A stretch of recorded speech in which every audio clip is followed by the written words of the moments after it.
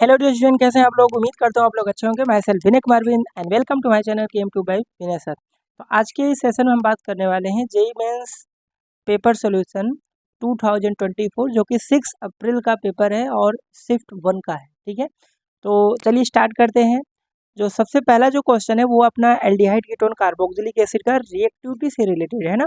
तो क्वेश्चन ये है कि among the following among the given molecule identify the one which undergo nucleophilic addition reaction at fastest rate। ठीक है, तो सिंपल सा यहाँ से जो रेट होता है ना, rate of nucleophilic addition reaction, N R that means nucleophilic addition reaction inversely proportional to होता है स्टेरिक हिंड्रेंस। ठीक है, स्टेरिक हिंड्रेंस। अब यहाँ पर सबसे मेन पॉइंट है कि स्टेरिक हिंड्रेंस क्या होता है ना। स्टेरिक हिंड्रेंस आपको कैसे पता चलेगा कि इस कंपाउंड में स्टेरिक हिंड्रेंस ज़्यादा है या कम है। तो सिंपल सी बात है कि कार्बोनाइल ग्रुप से नंबर ऑफ आर ग्रुप जितने ज़्यादा अटैच्ड होंगे सीओ ग्रुप से, उसका जो स्टेरिक हिंड्रेंस है उतना ज़्यादा होगा। ठीक है, यहाँ पर एसएच मतलब मैंने शॉर्ट में स्टेरिक हिंड्रेंस लिखा हुआ है ना। तो आप यहाँ पर अगर मैं ऑप्शन की बात करूँ तो जो पहला ऑप्शन है फॉर्मल्डिहाइड, तो SCHO है ना, इसमें एक भी अल्काइल ग्रुप नहीं है। अगर मैं दूसरे स्ट्रक्चर की बात करूँ तो वो है अपना इथेनॉल। इथेनॉल में ये स्ट्रक्चर, इसमें देखिए एक अल्काइल ग्रुप आ रहा है ना। एंड अगर मैं बात करूँ दूसरे कंपाउंड में, तीसरा ऑप्शन है CH3CH2 और यहाँ से CHO, और इसमें देखिए दो एक ही अल्काइल ग्रुप है, बट यहाँ पर अल्काइल ग्रुप का जो चेन है वो 2 कार्बन का हो गया। और तीसरे ऑप्शन में अगर आप देखो ध्यान से, इसमें जो अल्काइल ग्रुप तो एक ही है, बट यहाँ पर जो नंबर ऑफ कार्बन का चेन है वो इंक्रीज हो गया। तो यहाँ पे कार्बोनाइल ग्रुप किसको बोला जा रहा है, CO ग्रुप को। अब कोई भी न्यूक्लियोफाइल अटैक करेगा तो जितना ज़्यादा इस पे प्लस माइनस तो होगा ही, कार्बन पे प्लस चार्ज, ऑक्सीजन पे माइनस। तो सबसे जो लेस स्टेरिक हिंड्रेंस है, जिसमें नंबर ऑफ अल्काइल ग्रुप है ही नहीं, वो है अपना ये फर्स्ट। दैट मीन्स इसका आंसर क्या हो जाएगा, first formaldehyde SCHO। Okay, I hope clear हो गया होगा। और अगर कीटोन होता तो उसकी रिएक्टिविटी और कम होती है एल्डिहाइड से भी, क्योंकि उसमें 2 अल्काइल ग्रुप CO ग्रुप के अराउंड आ जाते हैं, है ना। चलिए बात करते हैं क्वेश्चन नंबर सेकंड की। अब क्वेश्चन नंबर जो सेकंड है वो अपना है स्ट्रक्चर ऑफ एटम से, है ना।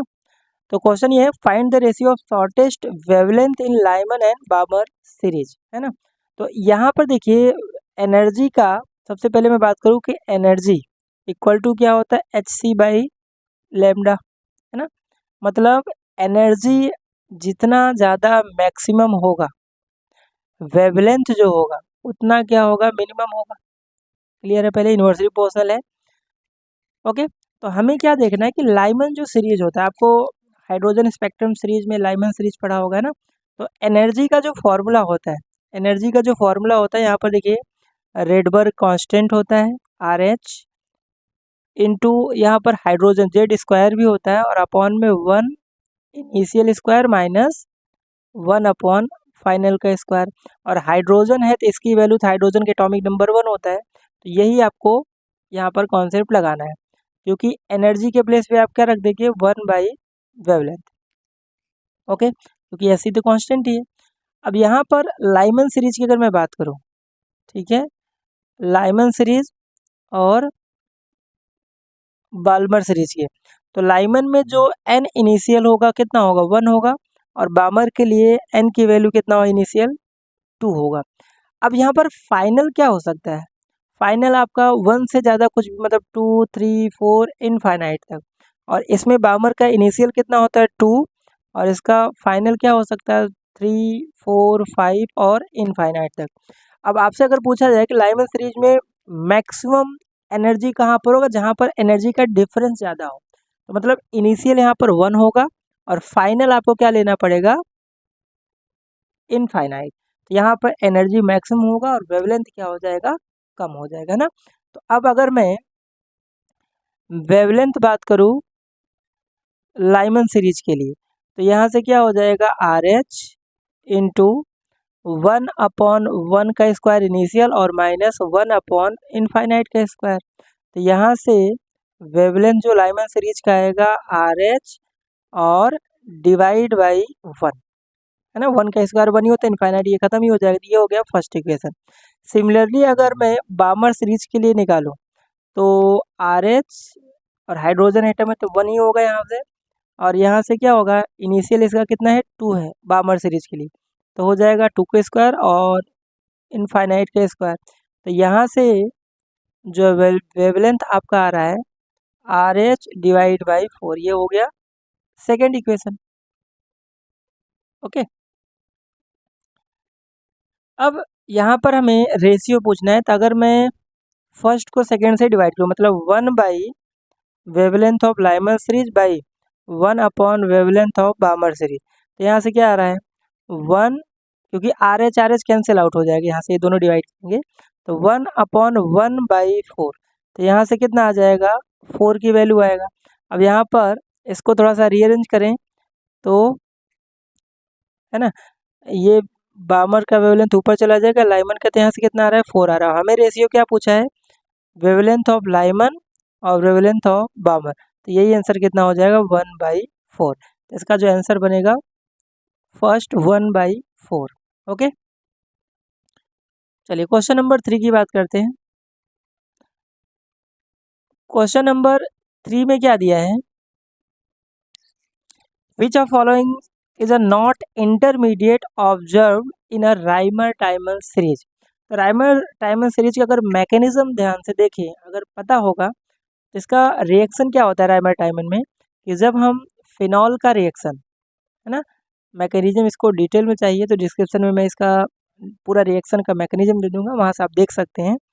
इसको जब सबसे पहले क्या करते हैं, क्लोरोफॉर्म के साथ रिएक्शन कराते हैं, CHCl3 और NaOH के साथ इसका रिएक्शन कराते हैं, तो यहाँ से एक इंटरमीडिएट बनाता है और इंटरमीडिएट होता है ONA और यहाँ से CHCl2। तो देखिए यहाँ से ये जो तीसरा है ये तो फॉर्म हो रहा है, और है ना, और उसके बाद जब इसको NaOH से फर्दर कराते हैं तो यहाँ से कंपाउंड जो बना लेता है ONA और यहाँ से CHO, तो ये भी फॉर्म हो रहा है यहाँ से फर्स्ट जो ऑप्शन है। अब यहाँ पे देखिए ये जो है ये तो रिएजेंट है, अगर आपको मैकेनिज्म नहीं थोड़ा सा दिमाग लगाएंगे तो हो जाएगा। उसके बाद फाइनली एसिडिक मीडियम में ये कन्वर्ट हो रहा था सेलिसल्डिहाइड में, OH और यहाँ से CHO। तो ये जो क्लोरोफॉर्म है ये इंटरमीडिएट प्रोडक्ट नहीं है, ये रिएजेंट है, बाकी ये भी आपका इलेक्ट्रोफाइल की तरह काम करता है, ये भी फॉर्म होता है ना। तो फाइनल जो इसका आंसर बनेगा फोर्थ होगा CHCl3, है ना। तो क्वेश्चन यही पूछा, which of following not intermediate observe in primary timer reaction, तो क्लोरोफॉर्म इसका इंटरमीडिएट नहीं है। ओके, चलिए बात करते हैं क्वेश्चन नंबर 4 की। ठीक है, which compound will absorb light highest frequency. ठीक है, CFT थ्योरी पढ़ा हुआ है, एनर्जी ज़्यादा दैट मीन्स उसकी फ्रीक्वेंसी भी ज़्यादा होगी।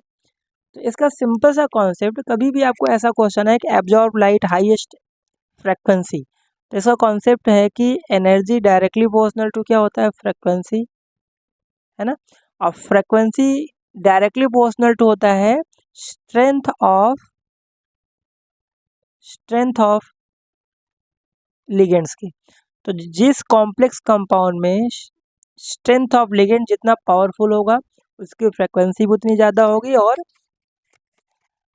एनर्जी भी उतना ज़्यादा एब्जॉर्व करेगा। सिंपल सा यहाँ पर आपको देखना है कि स्ट्रेंथ का लिगेंड्स के स्ट्रेंथ का ऑर्डर क्या है स्ट्रॉन्गर। तो अगर मैं ऑर्डर की बात करूँ तो ये कोऑर्डिनेशन कंपाउंड का एक स्पेक्ट्रोकेमिकल सीरीज आपने पढ़ा होगा जिसमें स्ट्रेंथ को उनके स्ट्रेंथ के बेसिस पे एक ऑर्डर बनाया गया है ना।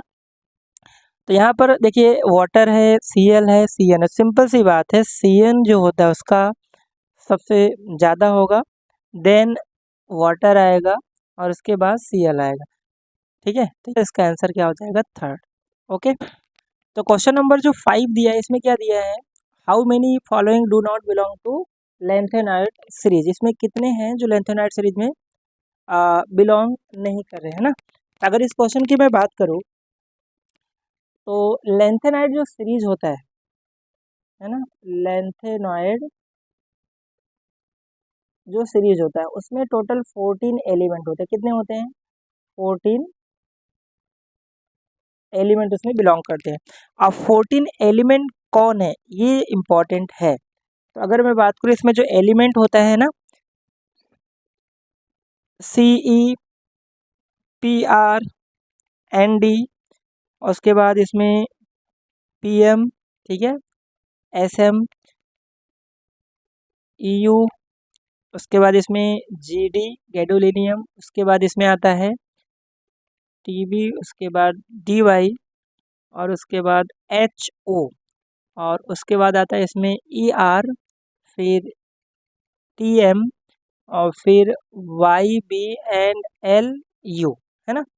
तो ये आपका लेंथोनाइड सीरीज के 14 एलिमेंट हैं। अब इसमें बहुत सारे ट्रिक हैं जो आपको मिल जाएंगे।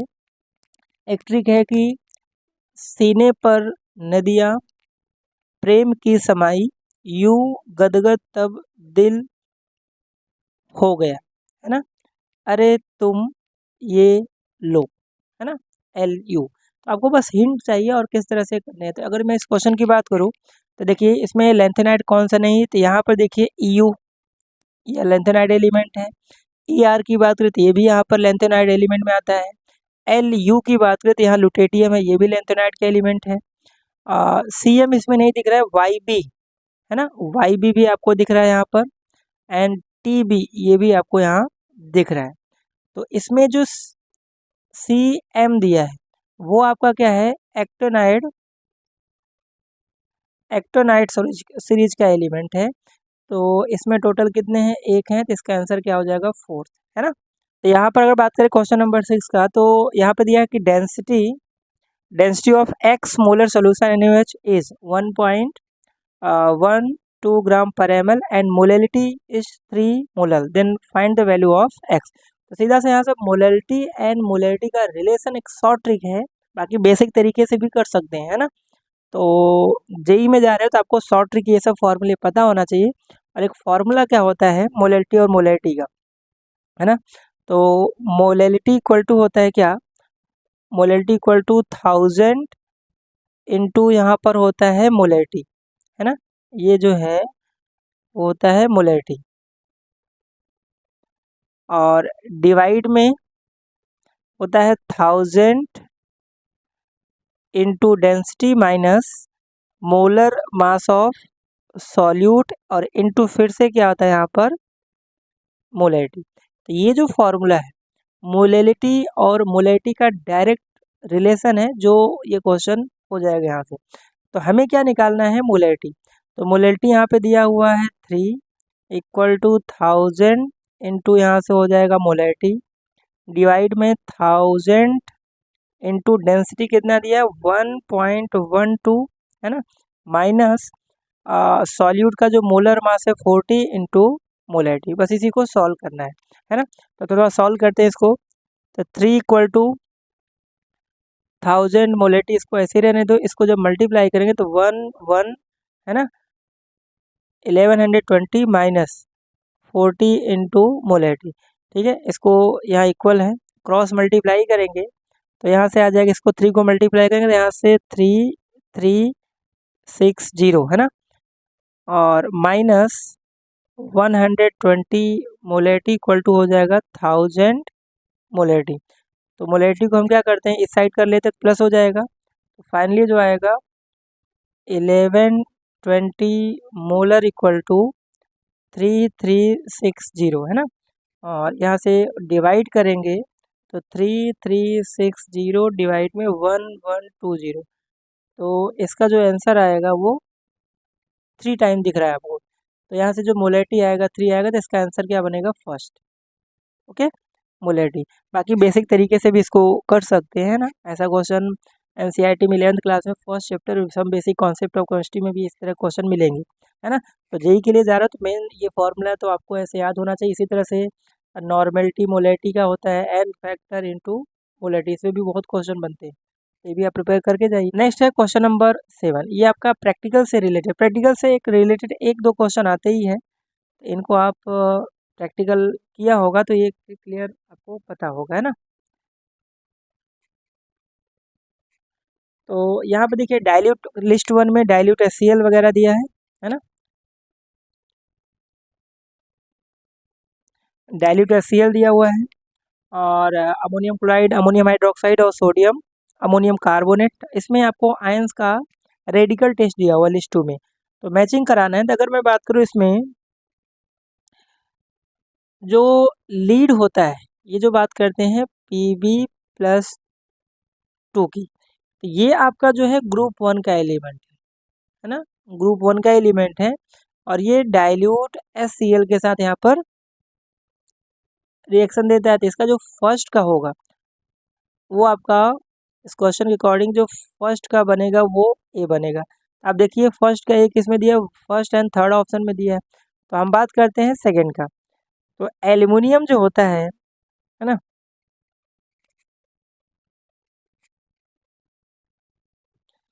तो इसमें सेकंड देखिए, यहाँ पर सेकंड का डी दिया है तो इसको नहीं देखना है। अब देखिए ऐसे क्या है, फर्स्ट आपको कंफर्म है कि ए है, तो इसमें फर्स्ट एंड थर्ड ऑप्शन में फर्स्ट का ए है, एंड सेकंड का ऑप्शन की बात करें तो वो भी देखिए डी डी है, सेम सेम है। अब थर्ड यहाँ पर डिसाइड करेगा कि फर्स्ट होगा कि थर्ड ऑप्शन होगा। तो अगर मैं थर्ड ऑप्शन की बात करूँ तो यहाँ पर अमोनियम क्लोराइड, अमोनियम हाइड्रोक्साइड और H2S दिया है। तो ये जो होता है वो होता है किसका, Mn का, है ना। तो Mn, ये जो थर्ड ऑप्शन आपको दिया हुआ है, इसमें दिया है ammonium chloride plus ammonium hydroxide और प्लस H2S। ये किसके लिए होता है, ये कौन से रेडिकल के लिए होता है, ये जो होता है इसमें हम कोबाल्ट के टेस्ट में भी यूज करते हैं, और इसको Ni+2 इसमें भी टेस्ट करते हैं। इसके अलावा Zn के लिए भी टेस्ट करते हैं, और इसको Mn+2 के लिए भी टेस्ट करते हैं, है ना। तो इसमें जो थर्ड का आपको दिख रहा है तो वो है यहाँ पर सी। दैट मीन्स इसका जो आंसर बनेगा वो फर्स्ट बनेगा, है ना। Mn जो होता है ये ग्रुप कौन से ग्रुप का है, ग्रुप 4 का रेडिकल है ना। क्लियर है यहाँ से। बाकी एल्युमिनियम जो होता है वो ग्रुप 3 का होता है ना। और इसके अलावा स्ट्रॉन्शियम जो होता है ग्रुप 5 का होता है। तो ये प्रैक्टिकल से रिलेटेड है, तो इनको थोड़ा सा ध्यान रखिए, एक दो क्वेश्चन आते ही है जेई में। नेक्स्ट बात करते हैं क्वेश्चन नंबर 8। क्वेश्चन नंबर 8 जो है, which of following is a not semi conductor, है ना। तो सेमी कंडक्टर की अगर बात की जाए, कौन सा सेमी कंडक्टर नहीं है। तो सेमी कंडक्टर, अब देखो इससे आसान क्वेश्चन आप क्या लोगे कि सेमी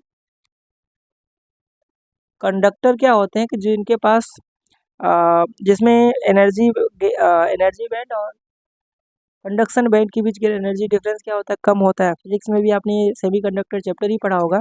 इसमें सिलिकॉन और जर्मेनियम ये तो पक्का सेमी कंडक्टर ही होते हैं। अब कंफ्यूजन क्या होगा आपको कि कॉपर ऑक्साइड और ग्रेफाइट में, है ना, इसमें सेमी कंडक्टर कौन है, कि दोनों ऑप्शन तो है नहीं, यहाँ पर एक ऑप्शन आपको सिलेक्ट करना होगा।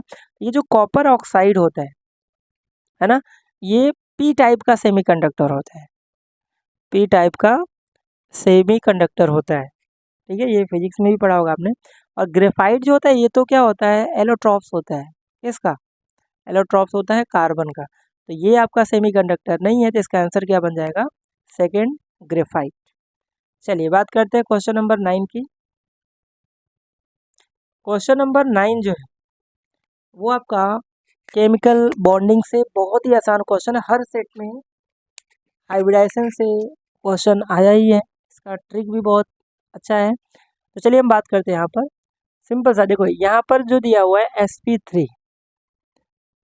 अब आप बोलो कि sp3 जो हाइब्रिडाइजेशन हो उसका शेप का नाम क्या होता है, सिंपल सा टेट्राहेड्रल, है ना, टेट्रा। ऐसे क्वेश्चन में आपको टाइम सेविंग होता है, ऐसे क्वेश्चन फटाफट आप कर सकते हो। sp3 टेट्राहेड्रल, तो यहाँ पे देखिए फर्स्ट का ए का सेकेंड किस में दिया है, तो सेकेंड एंड थर्ड ऑप्शन दिया था, उसमें देखिए कॉमन क्या चीज़ है, तो बी का भी यहाँ पर देखिए थर्ड है। अब सी का डिसाइड कर देगा कि कौन सा ऑप्शन होगा, सेकेंड होगा या थर्ड होगा। मैचिंग टाइप क्वेश्चन आप ऐसे ही किया करो, हर एक ऑप्शन को चेक करने की जरूरत नहीं है। तो आप एक फर्स्ट सही होगा, दो ऑप्शन तो वैसे ही डिलीट हो जाएंगे, तो आप सी पे फोकस करिए। यहाँ पे दिया हुआ है sp2, जो सी ऑप्शन है उसमें ही आप डिसाइड हो जाए कौन सा होगा। तो sp2 का जो शेप होता है उसका शेप का नाम होता है ट्राइगोनल प्लेनर, है ना। ट्राइगोनल प्लेनर, दैट मीन्स सी का जो होगा, सी का जो आंसर होगा वो फोर्थ। अब देखिए किस में है, वो है सेकंड ऑप्शन, दैट मीन्स का आंसर जो बनेगा वो सेकंड बनेगा। ओके, चलिए क्वेश्चन नंबर 10 जो है इसकी बात करते हैं। Which of following will have positive electron gain enthalpy. तो इलेक्ट्रॉन गेन एंथैल्पी होता क्या है कि किसी भी न्यूट्रल गैसियस एटम्स को इलेक्ट्रॉन गेन करने से, उसको गैसियस एनायन में कन्वर्ट करने से जितनी एनर्जी चाहिए उसी को हम क्या बोलते हैं, इलेक्ट्रॉन गेन एंथैल्पी। और जो एलिमेंट का स्टेबल कॉन्फ़िगरेशन होता है उनकी इलेक्ट्रॉन गेन एंथैल्पी क्या होती है, पॉजिटिव होती है। ज़्यादातर half field and full field concept में चलता है। तो यहाँ से स्टेबल की अगर मैं ऑप्शन की बात करूँ तो इसमें देखिए, एक तो बेरिलियम तो स्टेबल होगा ही, और नाइट्रोजन भी हाफ फील्ड होता है, बेरिलियम क्या होता है, फुल फील्ड होता है। तो ये दोनों तो पक्का है, सी एंड ई।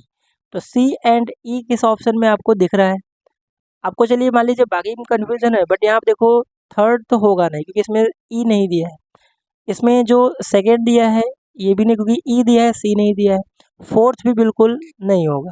अब आपके पास ऑप्शन यही बचा कि सी एंड ई दोनों किस में है, वो फर्स्ट ऑप्शन में है। दैट मीन्स इसका आंसर जो बनेगा वो फर्स्ट होगा।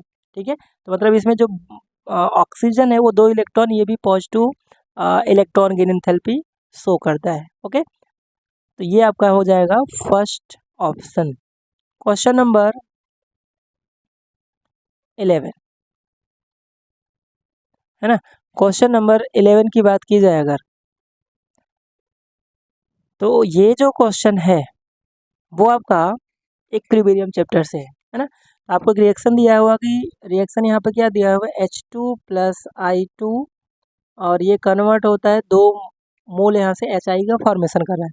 If the equal number of molecule H2, मतलब यहाँ पर सबका जो नंबर ऑफ मॉलिक्यूल दिया सेम है ना। तो इस क्वेश्चन में नंबर ऑफ मॉलिक्यूल्स जो दिया हुआ है, मतलब हाइड्रोजन का I2 का भी सेम है, हाइड्रोजन का भी सेम है, और HI का भी मॉलिक्यूल सेम है ना। तो प्रेजेंट Kp की वैल्यू क्वेश्चन में दिया है, तो T आपसे पूछ रहा है क्या होगा। तो अगर इस रिएक्शन के लिए मैं Kp लिखूं तो Kp क्या होता है, पार्शियल प्रेशर ऑफ HI। इसको कैसे लिखेंगे, पार्शियल प्रेशर ऑफ HI, और इसके पावर में कितना हो जाएगा 2, क्योंकि कॉफिशिएंट यहाँ पर 2 है, डिवाइड में partial pressure of hydrogen into partial pressure of iodine.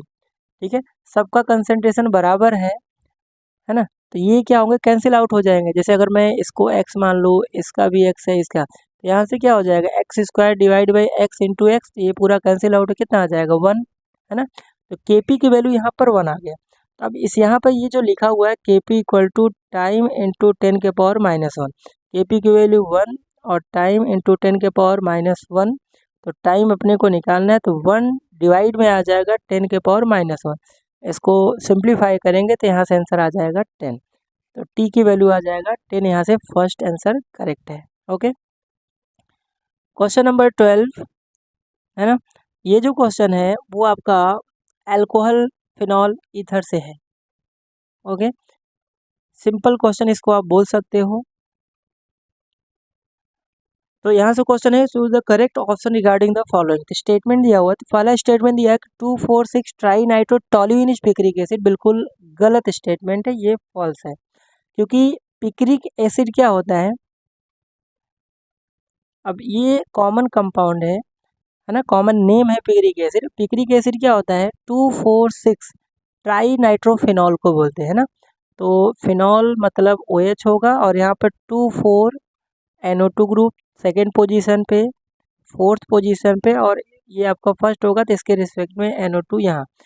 तो ये जो 2,4,6 ट्राई नाइट्रोफिनॉल होता है इसको बोलते हैं पिक्रिक एसिड। क्लियर है, तो पहला स्टेटमेंट तो गलत हो गया। अब अगर मैं बात करूँ सेकेंड ऑप्शन में, तो बोला है कि reaction of 2 hydroxy benzene 1 and 3 di sulphonic acid react with give picric acid, बिल्कुल सही आंसर है। तो यहाँ पर इसका अगर स्ट्रक्चर बनाया जाए, इसका स्ट्रक्चर क्या बनेगा, तो यहाँ से देखिए बेंजीन है, तो बेंजीन यहाँ पर तो आपको बनाना पड़ेगा, और OH ग्रुप यहाँ पर होगा, और सल्फोनिक जो ग्रुप है SO3H यहाँ पर, और SO3H यहाँ पर, है ना। तो इसका अगर नॉमेनक्लेचर गए तो यहाँ पे देखिए ये आपका फर्स्ट प्रायोरिटी 1 2 3, सॉरी 1 2,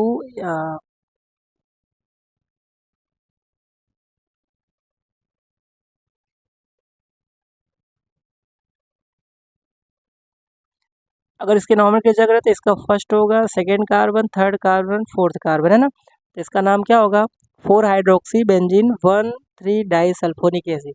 और इसको अगर हम कंसनट्रेटेड HNO3 के साथ रिएक्शन करा देते, यहाँ से पिक्रिक एसिड फॉर्म करेगा। तो ये स्टेटमेंट बिल्कुल ट्रू है। तो इसका आंसर क्या बनेगा, फर्स्ट जो है स्टेटमेंट रॉन्ग है एंड सेकंड स्टेटमेंट इसका ट्रू है। तो इसका जो आंसर बनेगा वो बनेगा आपका फोर्थ, है ना। Statement first is false but statement second is true. Next बात करते हैं क्वेश्चन नंबर 11 की। तो क्वेश्चन नंबर 11 जो है वो क्या दिया है, gallium has low melting point so it is used in thermometer. ठीक है, ये जो स्टेटमेंट, गैलियम जो होता है इसका मेल्टिंग पॉइंट लो होता है क्योंकि ये ऐसे एलिमेंट होते हैं जो हाथ पे भी ये मेल्ट हो जाते हैं, है ना। तो ये जो पहला स्टेटमेंट है ये तो बिल्कुल ट्रू है, गैलियम का मेल्टिंग पॉइंट कम कम होता है, ये थर्मामीटर में मरकरी की तरह यूज हो सकते हैं। बट जो सेकेंड स्टेटमेंट दिया हुआ है, a substance having 253 kelvin can be used measured by the gallium thermometer, ये जो स्टेटमेंट फॉल्स है। ऐसा क्यों है, क्योंकि गैलियम जो एलिमेंट होता है इसके बाद कुछ स्पेसिफिक प्रॉपर्टीज होती है ना। गैलियम अगर मान लीजिए सपोज ये गैलियम का रॉड है, तो इसका जो लिक्विड स्टेट में होता है वो होता है 303 केल्विन से कहाँ तक, 2676 केल्विन तक। तो ये जो पार्ट ये इसमें गैलियम जो होता है वो लिक्विड स्टेट में होता है ना। तो इस टेम्परेचर रेंज तक इसको थर्मामीटर में हम यूज कर सकते हैं, इसमें थर्मोमीटर में यूज कर सकते हैं। कहाँ से, 303 से 2676 केल्विन तक। अब इसके बाद जो टेम्परेचर, इससे मतलब अगर मैं इससे पहले बात करूँ तो इसका जो फिजिकल स्टेट होता है सॉलिड, और कोई चीज़ सॉलिड स्टेट में थर्मामीटर में यूज नहीं हो सकता, है ना। तो इसका मतलब देखिए 253 केल्विन जो है वो सॉलिड स्टेट में आएगा तो इसको यूज नहीं करेंगे।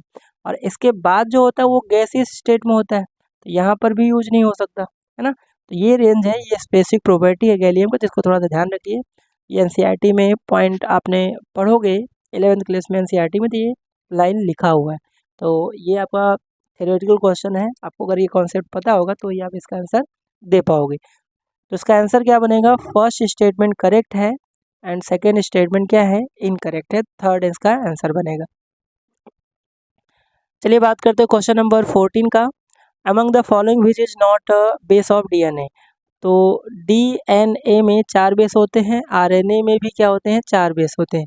तो इसमें एडिनाइन, ठीक है, यूनाइन, साइटोसाइन और एक थायमाइन होता है ना डीएनए में। और अगर मैं बात करूँ आरएनए में तो एजीसी, और इसमें यूरेसिल आ जाता है अलग। तो इसका सिंपल सा आंसर दिख रहा है कि यूरेसिल बायोमोलिक्यूल का ये क्वेश्चन है। चलिए फिर से यहाँ से हाइब्रिडाइजेशन से क्वेश्चन आया। तो identify the correct match among the following species are respect to shape of molecule. तो इसका जो ट्रिक क्या है, देखिए अगर मैं बात करूँ करेक्ट मैच आपको बताना है, तो मैं हर एक ऑप्शन को देख लेते हैं। तो जो ए ऑप्शन में दिया है अमोनियम आयन, तो अमोनियम आयन में सेंट्रल एटम कौन है, नाइट्रोजन, और इसके पास इलेक्ट्रॉन कितने होते हैं टोटल, नाइट्रोजन के पास 5, है ना। और एक प्लस चार्ज है तो एक इलेक्ट्रॉन यहाँ से निकाल दोगे तो बचा कितना, 4, है ना। अब यहाँ पे 4 हाइड्रोजन है, तो 4 हाइड्रोजन 4 इलेक्ट्रॉन नाइट्रोजन का अपने पास ले गया, तो टोटल जो सिग्मा बॉन्ड बन रहा है 4। और 4 का मतलब हाइब्रिडाइजेशन क्या होता है, sp3 रेगुलर ज्योमेट्री, और इसका शेप क्या हो जाएगा, टेट्राहेड्रल। ओके, तो इसमें इसके सामने क्या लिखा है, सीसॉ। तो ये तो जो हो गया, ए का जो दिया है सीसॉ, ये तो गलत है। अब बात करते हैं यहाँ पर बी में, है ना। तो बी में जो दिया है SF6, इसमें सेंट्रल एटम कौन है, सल्फ़र, और सल्फ़र के पास 6 इलेक्ट्रॉन, 4 फ्लोरीन है, तो 4 इलेक्ट्रॉन ये लेगा। तो टोटल इसमें 4 सिग्मा बॉन्ड और एक यहाँ से लोन पेयर, और इसका टोटल 5 5 का मतलब हाइब्रिडाइजेशन sp3d, और 5 में 2 केस 3 केस आते हैं, 4+1 वाला जो होता है उसका ज्योमेट्री होता है सीसॉ। तो बी भी यहाँ पर गलत है ना। अब मैं बात करता हूँ सी का। सी में Cl F3 दिया, सेंट्रल एटम कौन है Cl, इसके पास टोटल 7 इलेक्ट्रॉन होते हैं, और 3 ये फ्लोरीन ले गया क्योंकि फ्लोरीन सिंगल बॉन्ड बनाएगा, तो 3 सिग्मा बॉन्ड, और यहाँ से क्या आ गया 2 लोन पेयर, टोटल 5 5 का मतलब हाइब्रिडाइजेशन sp3d। ओके, अब 3+2 वाला जो शेप होता है इसका शेप होता है टी शेप, टी शेप होता है, और टी शेप की ज्योमेट्री कुछ ऐसा ही होता है कि जैसे यहाँ पर ये होगा, है ना, और यहाँ पर जो 3 लोन कितने 2 लोन पेयर है, तो 2 लोन पेयर को इधर रखते हैं, और सेंट्रल एटम को क्लोरीन के यहाँ रखा, और जो 3 फ्लोरीन है कुछ इस तरह से यहाँ रख देते हैं, फ्लोरीन फ्लोरीन फ्लोरीन। देखिए यहाँ से बॉन्डेड एटम के बीच टी से बन रहा है, तो ये बिल्कुल सही है, तो इसका आंसर क्या हो जाएगा सी। बाकी अगर XeF6 की मैं बात करूँ, है ना, तो X सेंट्रल एटम, इसके पास टोटल नोबल गैस है 8 इलेक्ट्रॉन, 6 फ्लोरीन, यहाँ से 6 बॉन्ड ये बनाएगा, है ना, 6 फ्लोरीन, तो 6 सिग्मा बॉन्ड और एक लोन पेयर, टोटल 7 7 का मतलब हाइब्रिडाइजेशन sp3d3, और इसका डिस्टॉर्टेड आता है ऑक्टाहेड्रल। तो आंसर इसका क्या हो जाएगा सी, फाइनल जो करेक्ट ऑप्शन है, बाकी ए बी डी गलत है। चलिए बात करते हैं क्वेश्चन नंबर 16 की। Which among following statement is wrong, आपको रॉन्ग स्टेटमेंट इसमें बताना है ना। तो चलिए देखते हैं इसका आंसर क्या होगा। तो पहला जो दिया है इसमें, glycerol is purified by vacuum distillation, ठीक है। तो ग्लिसरॉल जो होता है इसका स्ट्रक्चर क्या होता है, 3 कार्बन और यहाँ पर OH, और ये हाइड्रोजन बॉन्ड तो यहाँ से बनाएगा, तो इसको हम डिस्टिलेशन से कर सकते हैं, तो ये स्टेटमेंट आपका करेक्ट है। और सेकंड है aniline purified bye steam distillation, बिल्कुल सही है, लिक्विड स्टेट में होता है, स्टीम डिस्टिलेशन से कर सकते हैं। Chloroform aniline are separated by distillation, ये भी करेक्ट है। इसका जो फोर्थ है वो गलत है, ethanol and water are azeotropic. तो एजियोट्रॉपिक जो कॉन्सेप्ट है वो सोल्यूशन चैप्टर का है, ठीक है। एजियोट्रॉपिक के बारे में थोड़ा बता देता हूँ क्या होता है मिक्सचर। तो एजियोट्रॉपिक जो मिक्सचर होते हैं एक बाइनरी मिक्सचर होते हैं, कैसे होते हैं, बाइनरी सॉल्यूशन होते हैं या मिक्सचर आप बोल सकते हो, और ये बॉयल होते हैं एट कांस्टेंट टेम्परेचर पे, बॉयल एट कांस्टेंट, और इनका जो कंपोजिशन होता है वो क्या होता है, फिक्स्ड कंपोजिशन होते हैं। ये 3 पॉइंट हो गए, बाइनरी होते हैं, boil at constant temperature, and fixed composition होता है। हम किसी को भी बाइनरी मिक्सचर एजियोट्रॉपिक मिक्सचर नहीं बोल सकते, है ना। तो इसमें इथेनॉल एंड वाटर, तो इथेनॉल प्लस वाटर में इसका कितना होता है 25%, और इसका कितना होता है 5%। अब इनको हम स्टीम डिस्टिलेशन से नहीं कर सकते, क्योंकि सॉल्यूट एंड सॉल्यूट का mole fraction in vapour phase and solute का वेपर फेज इन लिक्विड, दोनों क्या होता है, मोल फ्रैक्शन इक्वल होता है। और जिस भी लिक्विड का वेपर फेज और लिक्विड फेज में मोल फ्रैक्शन इक्वल हो, तो उनका हम स्टीम डिस्टिलेशन से सेपरेट नहीं कर सकते। तो एक पॉइंट आप याद रखिए, एजियोट्रॉपिक मिक्सचर का सेपरेशन पॉसिबल नहीं है बाय स्टीम डिस्टिलेशन से, due to equal mole fraction of component in vapour phase as well as liquid phase, ठीक है। बाकी को सेपरेट करें क्योंकि उनका इक्वल नहीं होता है ना। इसका आंसर क्या बनेगा फोर्थ। तो क्वेश्चन नंबर 17 क्या दिया, which is correct metamers of. तो सबसे पहले मेटामर्स का जो कॉन्सेप्ट है वो आपको समझना जरूरी है।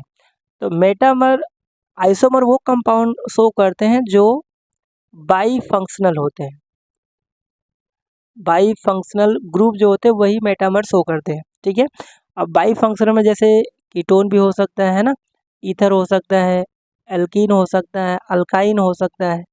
ये सब क्या होते हैं, बाई फंक्शनल ग्रुप होते हैं जिनके दोनों साइड कार्बन चेन होता है। सिंपल सा मैं अगर ईथर का एक एग्जांपल लूँ, जैसे 4 कार्बन के मैंने ईथर लिया, इसके अगर मैं मेटामर की बात हो तो एक तो यही मेटामर हो गया, दूसरा क्या हो सकता है, मैं 3 कार्बन एक साइड और एक कार्बन यहाँ, तो ये इसके 2 मेटामर आइसोमर हैं, ठीक है। तो सिमिलरली वही यहाँ पर कॉन्सेप्ट है। तो यहाँ पर कंपाउंड क्या दिया है आपको, ये यहाँ पर बेंजीन है और NH अमाइड भी इसमें आ जाएगा, CO ग्रुप, और इस साइड एक साइक्लिक कंपाउंड यहाँ पर 6 कार्बन का दिया हुआ है। अब इसका मेटामर आइसोमर क्या हो सकता है, तो हम क्या करते हैं, इसको रीअरेंज कर सकते हैं। इसका मेटामर आइसोमर क्या बनेगा, इसका देखिए, इसका जो आंसर बनेगा, CO से यहाँ पर जो अटैच्ड ग्रुप है,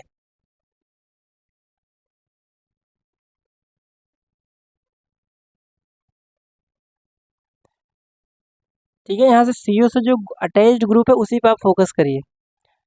तो CO में यहाँ पे देखिए ये साइक्लिक कंपाउंड अटैच्ड है और यहाँ से NH वाला ये पूरा कंपाउंड, तो इसका जो मेटामर आप बना सकते हो, तो CO से क्या करिए, इधर इधर बेंजीन अटैच करा दी, है ना, ये, और बाकी यहाँ से NH, और इससे जो साइक्लिक कंपाउंड है 6 कार्बन का, उसको अटैच करा दीजिए। देखिए ये दोनों अलग कंपाउंड है, यहाँ पर CO से ये ग्रुप इधर अटैच्ड है और कार्बन से कार्बोनाइल ग्रुप से डायरेक्टली यहाँ साइक्लिक कंपाउंड 6 कार्बन, यहाँ से देखिए डायरेक्टली बेंजीन है, तो ये एक दूसरे के क्या हुए, मेटामर हुए। दैट मीन्स इसका आंसर जो बनेगा वो थर्ड आंसर होगा। ओके, क्वेश्चन नंबर 18 जो है, तो लिस्ट 1 लिस्ट 2 यहाँ पर दिया हुआ है, इसको मैचिंग कराना है। तो एक दो अगर पता होगा तो इसका आंसर आप बना सकते हो। जैसे अगर मैं बात करूँ CCl4, तो ये आपने halo alkane and hello Erin compound पर CCl जो 4 होता है, वो कई बार बोर्ड में पूछा है कि ये फायर एक्सटिंग्विशर में यूज होता है। दैट मीन्स ए का जो बन रहा है वो फोर्थ ऑप्शन। तो आप पहले देखिए ए का 4 किस में दिया हुआ है, तो एक तो यहाँ पे दिया है और एक ऑप्शन में यहाँ दिया, तो इसमें सेम क्या, देखिए बी का थर्ड है, बिल्कुल सही, इसमें भी सेम है। सी का यहाँ पर सेकेंड दिया और यहाँ पर सी का फर्स्ट दिया, तो सी पे फोकस करिए। CF क्लोरोफ्लोरोकार्बन जो होता है वो रेफ्रिजरेंट में यूज होता है ना, तो इसका सी का क्या हो जाएगा, यहाँ से सी का सेकेंड होगा, और सेकेंड किस में दिया हुआ है, फर्स्ट में, तो इसका आंसर क्या हो जाएगा, फर्स्ट। तो यह मतलब यहाँ पर सी का ये हो गया। बी का यहाँ पर क्या होगा, DDT जो होता है इंसेक्टिसाइड, इसमें सिग्मा बॉन्ड, ये भी पूछ, sigma bond pi bond, sigma bond 29 और पाई बॉन्ड कितने होते हैं, 6 होते हैं, ये भी थोड़ा ध्यान रखिए। CH ये आपका एंटीसेप्टिक यूज होता है, ठीक है, तो इसका जो आंसर बनेगा वो फर्स्ट ऑप्शन होगा। नेक्स्ट जो क्वेश्चन, ये तो क्वेश्चन नंबर 19 में क्या दिया, 9.3 gram of aniline reacted with excess of sodium nitrite NaCl then with phenol give weight of orange compound, है ना, डाई, आपने कपलिंग रिएक्शन अमाइन चैप्टर में पढ़ा होगा। तो सबसे पहले मैं रिएक्शन की बात करूँ तो एनिलीन कंपाउंड होता क्या है, एनिलीन कंपाउंड में बेंजीन के ऊपर क्या होता है, NH2 ग्रुप होता है, और इसको रिएक्शन किससे करा रहे हैं यहाँ पर, सोडियम नाइट्राइट और HCl से, और ये 0 से 5 डिग्री टेम्परेचर, लो टेम्परेचर पर होता है, तो यहाँ से बनाता है compound diazonium salt, benzene diazonium chloride, ये बनाता है ना, इसको बेंजीन डाइजोनियम क्लोराइड बोलते हैं। इस रिएक्शन को बोलते हैं डाइएजोटाइजेशन रिएक्शन। अब यहाँ से अगर मैंने इस कंपाउंड को रिएक्शन कराया किसके साथ, फिनॉल के साथ, और ये होता है बेसिक मीडियम, तो यहाँ से जो कंपाउंड बनाता है वो कंपाउंड का स्ट्रक्चर कुछ इस तरह होगा, ठीक है, ये हो गया बेंजीन, और नाइट्रोजन यहाँ डबल बॉन्ड एजो ग्रुप, फिर यहाँ से आ जाएगा अपना बेंजीन, और यहाँ से OH ग्रुप। इस कंपाउंड का नाम है पैरा हाइड्रोक्सी एजो बेंजीन, है ना, और ये जो होता है ऑरेंज कलर का डाई होता है। अब आते हैं क्वेश्चन पे यहाँ पर, तो क्वेश्चन में यहाँ पर इसका जो वेट दिया है, क्वेश्चन में कितना दिया है, 9.3 ग्राम, है ना।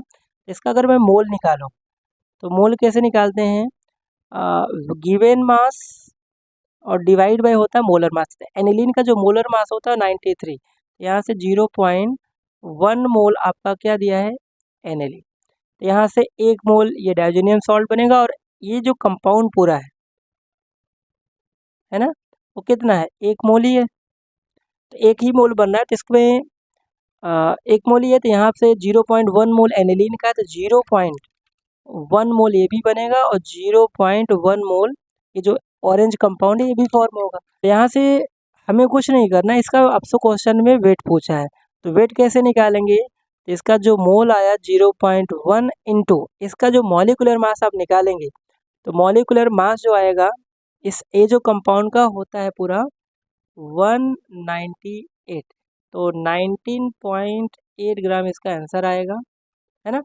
अब यहाँ पर ऑप्शन में इंटीजर टाइप का दिया है, 19 तो मान नहीं सकते, इसको हम क्या मान सकते हैं, 20। इसका जो आंसर बनेगा वो 20 आ जाएगा, ठीक है। क्वेश्चन अच्छा क्वेश्चन था, इसको थ्योरेटिकल क्वेश्चन को न्यूमेरिकली इसको कन्वर्ट कर दिया था। अब ये सब क्वेश्चन है, अगर आपने बनाए नहीं होंगे तो ये क्वेश्चन बनेंगे भी नहीं, ठीक है। तो ये आप क्वेश्चन बना सकते हैं, क्योंकि ये ऐसे क्वेश्चन टफ टाइप के क्वेश्चन हो जाते हैं। आते हैं क्वेश्चन नंबर 20 का, जो कि स्ट्रक्चर ऑफ एटम से है ना। तो यहाँ पर दिया है frequency of revolution of electron in nth orbit related to, ठीक है। ये थ्योरेटिकल क्वेश्चन है, ऐसा नहीं कि आपको डेरिवेशन इस तरह के कोचिंग में आपको कराते ही है, डायरेक्ट पता है तो भी हो जाएगा, और अदरवाइज इसको डिराइव भी कर सकते हैं, है ना। कैसे, वो मैं बताता हूँ। देखिए फ्रीक्वेंसी एक्चुअल में क्या होता है, फ्रीक्वेंसी क्या होता है, इनवर्स ऑफ टाइम होता है, टी से मैं इसको डिनोट कर रहा हूँ, है ना।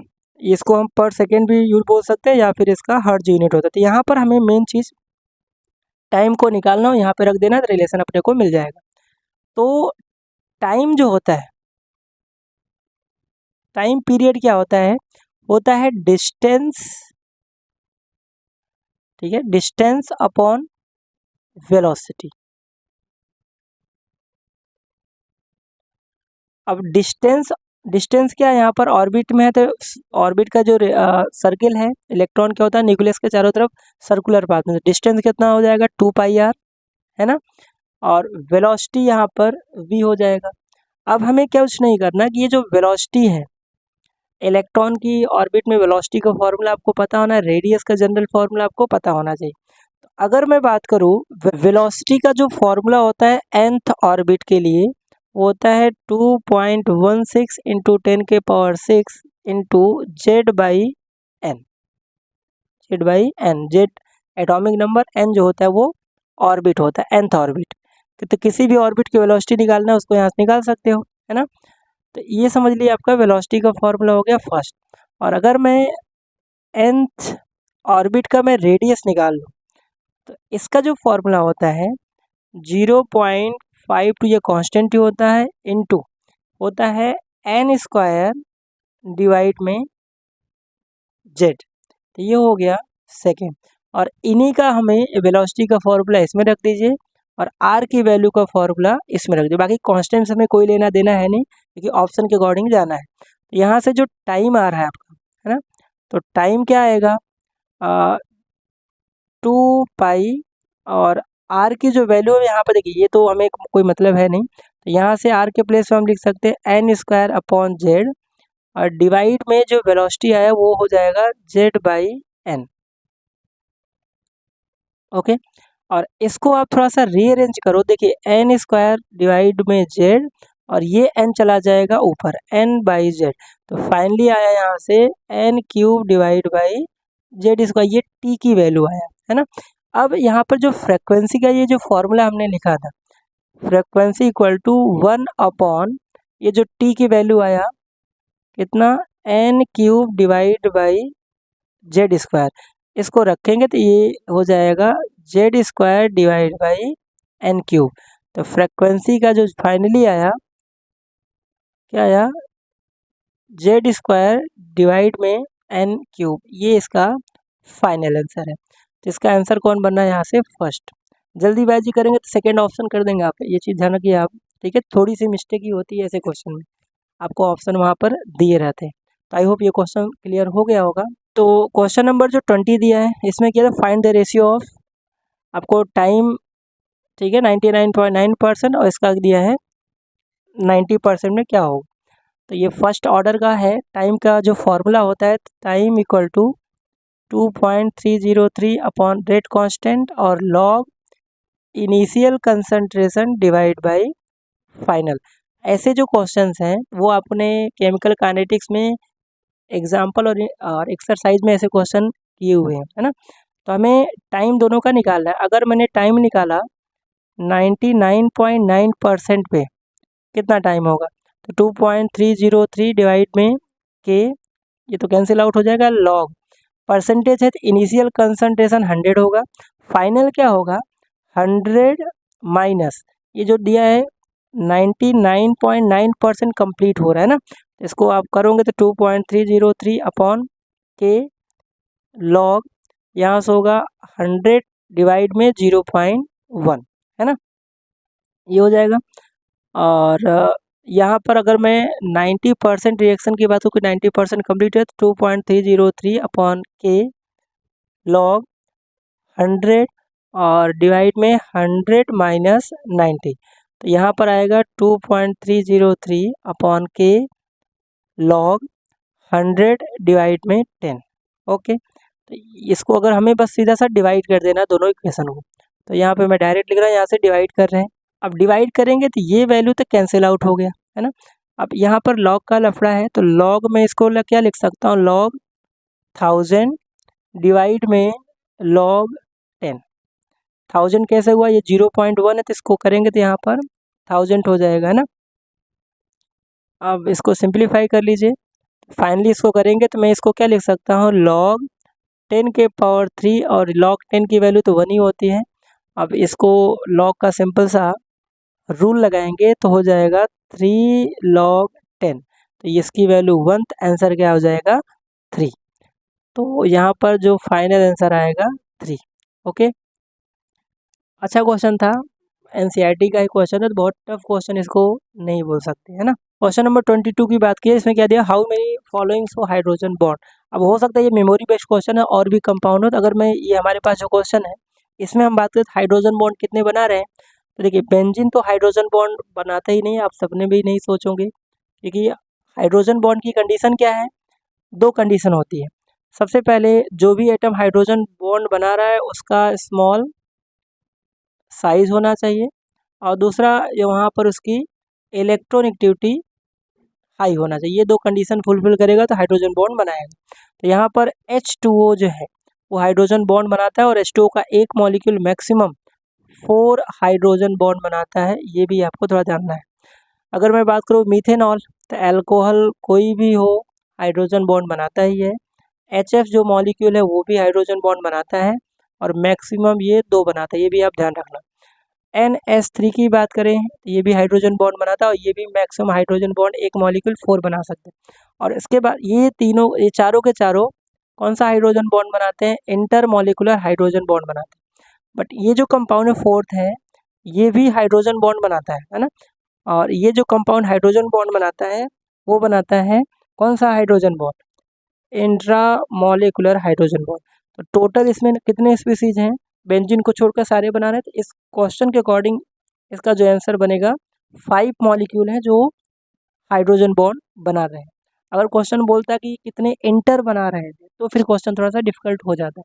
तो इंटर कितने, 4 बना रहे हैं, और एक जो दिया है ना 2 नाइट्रोफिनॉल, ये इंट्रा हाइड्रोजन बॉन्ड होगा। फिलहाल अपना क्वेश्चन है कि हाइड्रोजन बॉन्ड कितने हैं, तो इसका आंसर क्या हो जाएगा 5।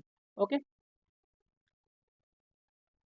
Question number 23, find the sum of magnetic moment of basic and amphoteric oxide of chromium. तो यहाँ पर 3 मॉलिक्यूल दिया है। तो देखिए अगर मैं बात करूँ CrO की, तो इसमें क्रोमियम का ऑक्सीडेशन स्टेट +2 है ना। क्रोमियम का जो ऑक्सीडेशन स्टेट आया वो +2। मैं बात करूँ Cr2O3 में, है ना, और एक दिया है CrO3 में। तो ये जो Cr2O3 कंपाउंड होता है ये एम्फोटेरिक का एग्जाम्पल है। तो ये जो है वो तो याद करके ही होगा। एम्फोटेरिक मैंने वीडियो में अपलोड किया है कि neutral, amphoteric, basic and acidic oxide के एग्जाम्पल। एक क्वेश्चन यहाँ से लगभग चांस रहता है कि आते ही है ना। ये तो एम्फोटेरिक ऑक्साइड है, इसमें कोई क्लियर ही नहीं। और इसमें इसका जो ऑक्सीडेशन स्टेट आएगा वो कितना आ जाएगा, Cr2O3 में इसमें जो ऑक्सीडेशन स्टेट क्रोमियम का आएगा वो आएगा +3, और इसमें जो आएगा वो होगा +6, ऑक्सीडेशन स्टेट इसमें +6 आएगा। तो यहाँ पर इसमें डिसाइड करना है कि इसमें एसिडिक कौन है, बेसिक। तो इसका कॉन्सेप्ट ये है कि oxidation state directly proportional to acidic nature of oxide, acidic nature of oxide.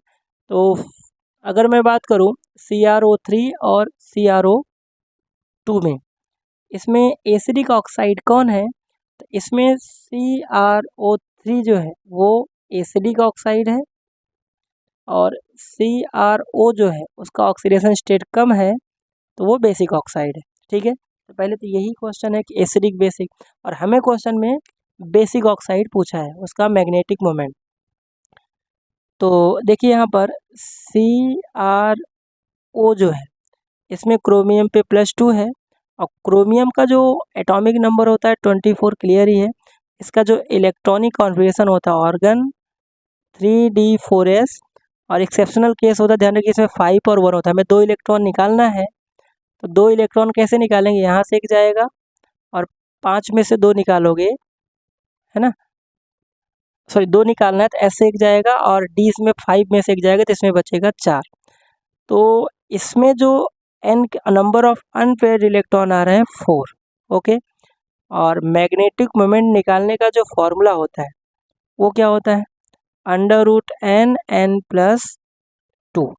तो यहाँ से 4 अगर वैल्यू रखेंगे तो कितना आ जाएगा, यहाँ से √24, और √24 की वैल्यू होती कितनी है, ठीक है, अप्रोक्स में यहाँ से 4.9 आ जाएगा, है ना। और एम्फोटेरिक की मैं बात करूँ तो एम्फोटेरिक के ये Cr2O3 एम्फोटेरिक, इसमें +3 आया, और इसमें ऑर्गन 3d4s, तो 3 इलेक्ट्रॉन निकालना है, एक यहाँ से जाएगा तो इसमें 0 हो जाएगा, और 2 इलेक्ट्रॉन यहाँ से, तो इसमें बचेगा 3। ओके, तो इसमें n की वैल्यू है number of electron unpaired electron 3, और इसमें जब मैग्नेटिक मोमेंट निकालेंगे, है ना, मैग्नेटिक मोमेंट यहाँ पर निकालेंगे तो यही फॉर्मूला लगाएंगे, तो कितना आएगा 15, √15, और √15 की जो वैल्यू होती है 3.8, है ना। तो हमें दोनों को सम करना है, सम ऑफ मैग्नेटिक मोमेंट, तो इसको सम कर दीजिए, कितना आया था 3.8 + 4.9, है ना। तो यहाँ से 7 और 4 3 7 1 8, 8.7, दैट मीन्स का अगर इंटीजर टाइप करेंगे तो इसको आप 9 बोल सकते हो। तो इसका जो आंसर आया 9। इसमें दो कॉन्सेप्ट है ना। एक तो पहले आपको एसिडिक बेसिक एम्फोटेरिक डिसाइड होगा, वो अगर आ गया इसमें आपको मैग्नेटिक मोमेंट का फॉर्मूला पता होना चाहिए। तो क्वेश्चन नंबर 24 में ये दिया है कि MnO4 एसिडिक मीडियम में एक्स प्रोडक्ट दे रहा है, what is the difference between magnetic moment Bm in given reactant and product. तो यहाँ पर जो रिएक्शन दिया हुआ KMnO4 और एसिडिक मीडियम में, और ये X जो प्रोडक्ट बनाता है वो Mn+2 में कन्वर्ट होता है। ओके, तो इसमें Mn का जो ऑक्सीडेशन स्टेट आएगा +7, आप X मान के यहाँ से निकाल सकते हैं, है ना। तो अगर मैं बात करूँ रिएक्टेंट में तो Mn पे +7 है, और Mn का एटॉमिक नंबर होता है 25, और इसका इलेक्ट्रॉनिक कॉन्फ़िगरेशन करेंगे तो 3d4s, इसमें 2 और इसमें 5 इलेक्ट्रॉन, तो 7 इलेक्ट्रॉन जब निकालेंगे तो इसमें भी कितना हो जाएगा 0 इलेक्ट्रॉन, और इसमें भी 0 इलेक्ट्रॉन, मतलब n की जो वैल्यू आ रही है 0। तो मैग्नेटिक मोमेंट अगर इसका हम निकालें तो 0 ही आएगा, बोर मैग्नेटॉन, क्योंकि n की वैल्यू 0, और मैग्नेटिक मोमेंट का फॉर्मूला क्या होता है √n+2, तो n की वैल्यू 0, दैट मीन्स यहाँ 0 आएगा। और अगर मैं दूसरे ऑप्शन की बात करूँ जो प्रोडक्ट है, तो इसमें ऑर्गन 3d4s, इसमें से 2 इलेक्ट्रॉन निकलेगा और इसमें 5 इलेक्ट्रॉन होगा, तो n की वैल्यू यहाँ पर आ रही 5, और इसका जब मैग्नेटिक मोमेंट निकालेंगे तो कितना होगा 5, 5 + 2, ये मैग्नेटिक मोमेंट का फॉर्मूला होता है, और यहाँ पर आएगा 35, और 35 का रूट जब निकालेंगे कितना आता है 5.9, है ना। तो यहाँ से अगर डिफरेंस निकालेंगे तो डिफरेंस कितना आ रहा है 5.9 माइनस 0 कितना आएगा 5.9। तो इसका 5.9 मतलब अप्रोक्स इसका आंसर 6 हो जाएगा, है ना। तो नेक्स्ट जो क्वेश्चन है 25, इसमें क्या दिया हुआ है, consider the following sequence of reaction. यहाँ पर ब्यूट 2 आयन दिया है, लिक्विड अमोनिया।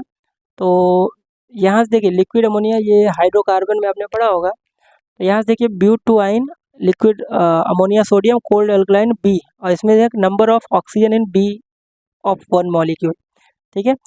तो ब्यूट 2 आयन की अगर बात करें तो ब्यूट 2 आयन का जो स्ट्रक्चर होता है कुछ इस तरह से होगा, और टेट्रा वैलेंसी कंप्लीट करोगे तो यहाँ CH3 CH CH और CH3, है ना। और यहाँ पर सोडियम और लिक्विड NH3 है। तो यहाँ से जो प्रोडक्ट बनाता है वो ट्रांस प्रोडक्ट बनता है ना। लिंड लेयर कैटलिस्ट होगा तो वहाँ सीस बनता है, और बाकी यहाँ से ट्रांस मतलब CH3 यहाँ पर, है ना, और CH3 यहाँ पर, और H यहाँ पर, और H यहाँ पर। तो ये जो प्रोडक्ट बनाएगा एल्किन वो भी ट्रांस का एल्किन बना देगा। यहाँ तक क्लियर है।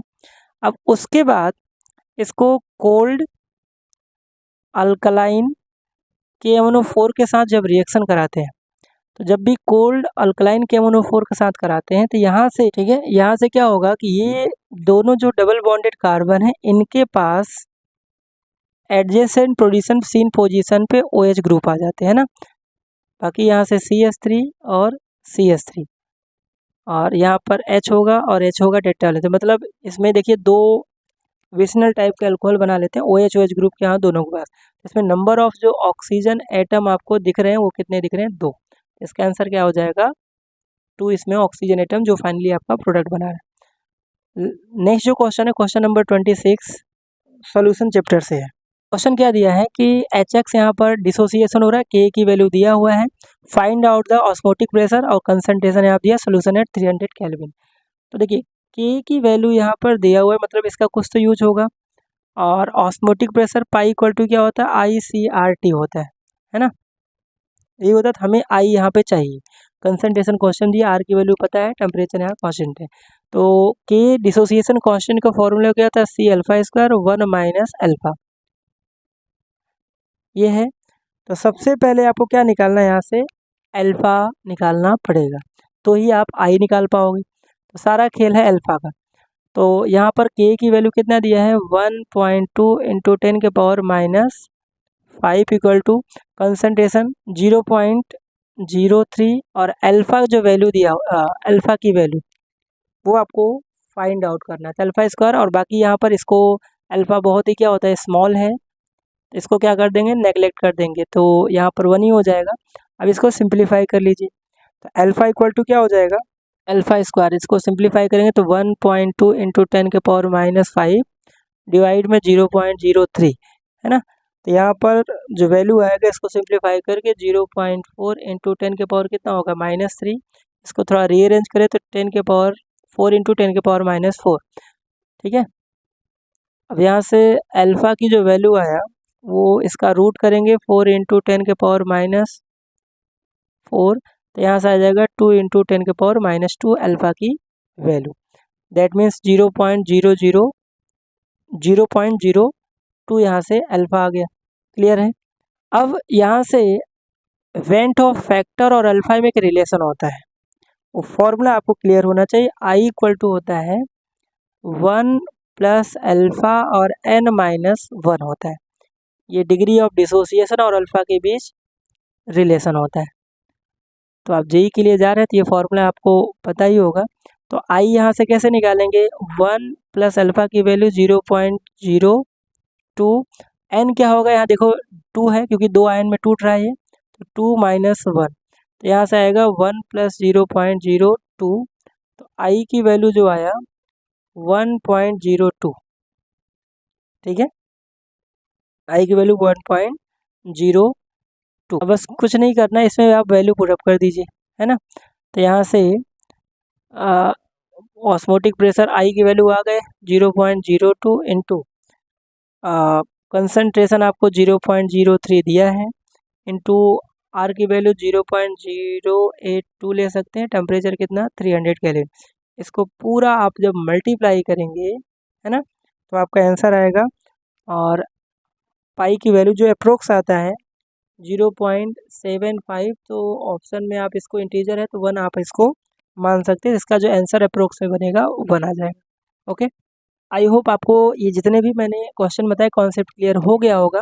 और अगर आप चैनल पे नए हैं तो चैनल को लाइक शेयर सब्सक्राइब जरूर करें। मिलते हैं नेक्स्ट लेक्चर में। Thank you.